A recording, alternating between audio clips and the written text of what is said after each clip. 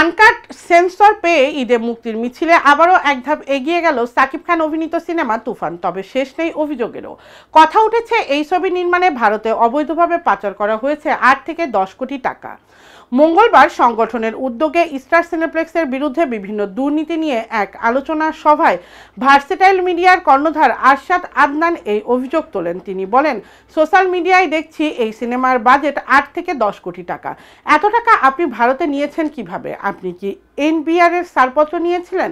আর নিলেও কত টাকার ছাড়পত্র নিয়েছেন?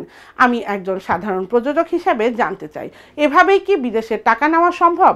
আরশাদ আদনান বলেন, 60 থেকে 80 লাখ টাকা এনবিআরকে দেখিয়ে 8 থেকে 10 কোটি টাকার সিনেমা বানালো।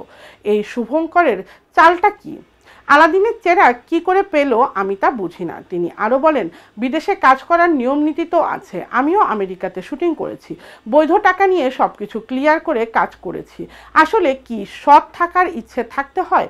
সর্বোপরি দেশকে না ঠকানোর ইচ্ছে থাকতে হয়। দেশকে কেন ঠকাবো?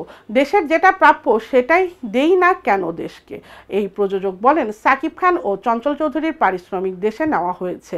2.5% হারে টাকা দিয়ে 3 শিফটে কাজ করে 60 লাখ টাকা বাংলাদেশ থেকে নিয়ে সেখানে শুটিং করা কিভাবে সম্ভব তা আমার জানা নেই। আমিও তো 4 থেকে 5টি বাংলা চলচ্চিত্র বানিয়েছি, সেটা কিভাবে সম্ভব? আরশাদ আদনান বলেন, এখন আমাদের প্রশ্ন করার সময় এসেছে। নিজেরা আলাপ না করে সংশ্লিষ্ট কর্তৃপক্ষের কাছে প্রশ্ন করতে হবে। এভাবেই চলবে?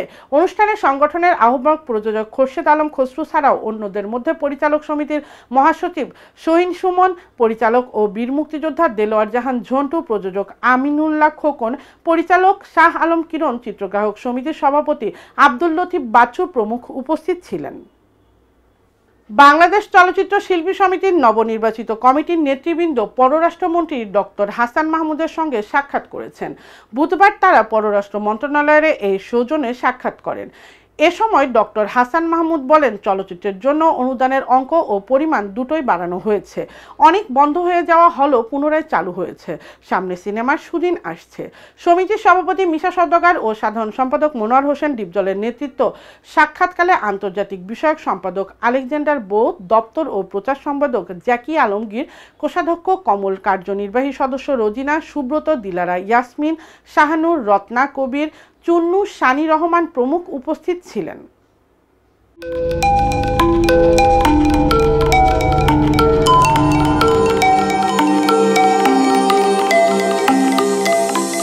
টিভি দেশ ও দশের কথা বলে।